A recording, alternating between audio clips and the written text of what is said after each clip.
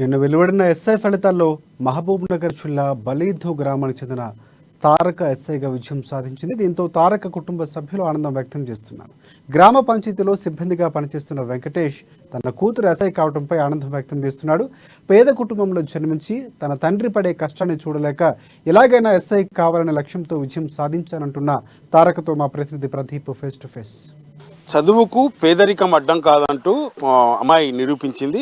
మహబూబ్నగర్ జిల్లా బలీదుపల్లికి చెందిన తారక ఓపెన్ కేటగిరీలో ఎస్ఐగా విజయం సాధించింది.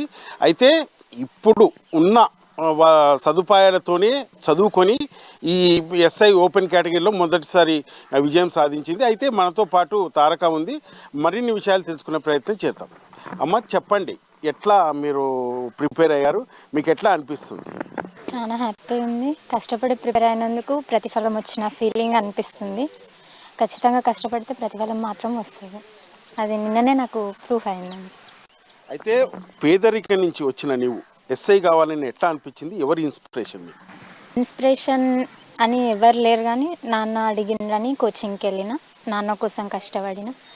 నేను ఎంత కష్టపడినానో వాళ్ళు నాకు బ్యాక్ బోన్లో ఉండి అంతే సపోర్ట్ చేసిండ్రు.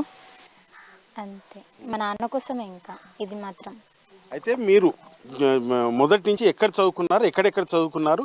ఎంతవరకు చదువుకున్నారు? నేను డిగ్రీ కంప్లీట్ చేసిన సార్, బీఎస్సీ కంప్యూటర్ సైన్స్.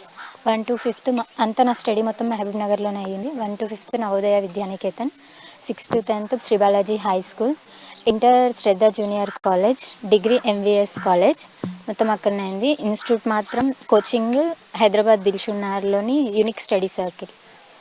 అయితే ఎస్ఐ కావాలని ఎందుకు లక్ష్యంగా పెట్టుకున్నారు? ఎస్ఐ కావాలని ఎందుకు అంత పట్టుదల మీకు? ఫస్ట్లో నాకు అంత కాన్సన్ట్రేషన్ లేకపోయేది. అసలు ఫస్ట్ మా నాన్ననే అడిగిండు, నోటిఫికేషన్స్ వస్తున్నాయి కోచింగ్కి వెళ్తావా అని. ఇంకా వెళ్ళినా. ఇంకా అక్కడికి వెళ్ళాక దానిపైన ఫ్యాషన్ అంటే ఇంట్రెస్ట్ చాలా వచ్చింది. ఇంకా మా అన్న నేను ఇద్దరం కోచింగ్కి వెళ్ళినాము. ఇంకా అన్న నేను కలిసి ఇంకా బాగా చదివేదాళ్ళం. అట్లా దానిపైన ఇంట్రెస్ట్ ఎక్కువైంది. అయితే రాబోయే రోజుల్లో మీకు ఎవరు ఇన్స్పిరేషన్? పోలీస్ డిపార్ట్మెంట్లో వివిధ రకాల కొన్ని ఇబ్బందులు కూడా ఉంటాయి. వాటిని ఎట్లా అధిగమిస్తారు? మీరు ఏం చేస్తారు ఒక ఎస్ఐగా? ఎస్ఐగా అంటే ఏమో, నేనైతే ఇప్పుడు ఏం చెప్పలేను దాని గురించి. మేబీ ఇన్స్పిరేషన్ రావచ్చు ట్రైనింగ్ టైంలో కానీ, నా డ్యూటీ టైంలో కానీ ఎవరైనా ఇన్స్పిరేషన్ రావచ్చు. ఇప్పుడు మాత్రం మా వాళ్ళే నా ఇన్స్పిరేషన్. మా అమ్మ, మా నాన్న, మా అన్న వాళ్ళు నన్ను ఎట్లా చూసుకున్నారో నేను వాళ్ళని అట్లే చూసుకోవాలని అనుకుంటున్నాను అంతే.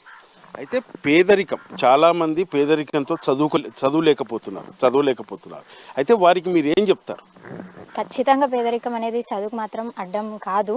అది మాత్రం 100%. ఎందుకంటే ఇన్స్టిట్యూట్ కంటే ఫీజు కట్టాలి, కానీ దాని తర్వాత దానికోసమే చదువు అంటే కాదు. చాలా కాలేజెస్ ఉన్నాయి.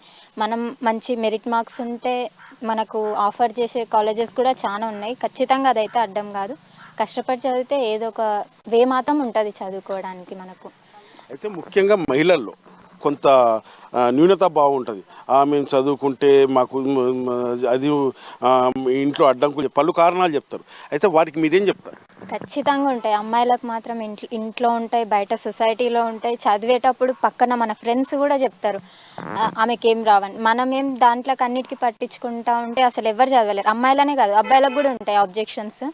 ఖచ్చితంగా దాంట్లో పట్టించుకోకుండా చదివితేనే ఏదైనా సరే డిపార్ట్మెంట్ ఒక స్పెసిఫిక్ అని కాకుండా ఏ దాంట్లోనైనా సరే, ఏ ఫీల్డ్లో రావాలన్నా పక్కన వాళ్ళ మాటలు మాత్రం పట్టించుకోకూడదు.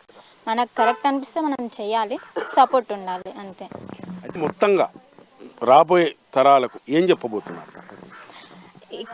ఎవ్వరి మాటలు పట్టించుకోకూడదు. మనకు సపోర్ట్ చేసే వాళ్ళు ఉంటే చాలు. ఇంకా అంతకంటే ఏం పట్టించుకోకూడదు. కష్టపడాలి ఫస్ట్. All the best. అట్లా ప్రిపేర్ కావాలి అనుకున్న అందరికీ ఆల్ ద బెస్ట్. అండ్ ఇప్పటివరకు ఎవరైతే నాతో పాటు జాబ్ వచ్చిందో వాళ్ళందరికీ కంగ్రాచులేషన్స్. మహిళలు తలుచుకుంటే ఏదైనా సాధిస్తారంటూ, చదువుకు పేదరిక అడ్డం కాదంటూ రాబోయే తరాలకు మహిళలు ఎటువంటివి పట్టించుకోకుండా చదివే లక్ష్యంగా ముందుకు సాగుతున్నది. ఇది ఇక్కడి పరిస్థితి. వీడియో జర్నలిస్ట్ మోహన్తో ప్రదీప్, అమ్మా న్యూస్.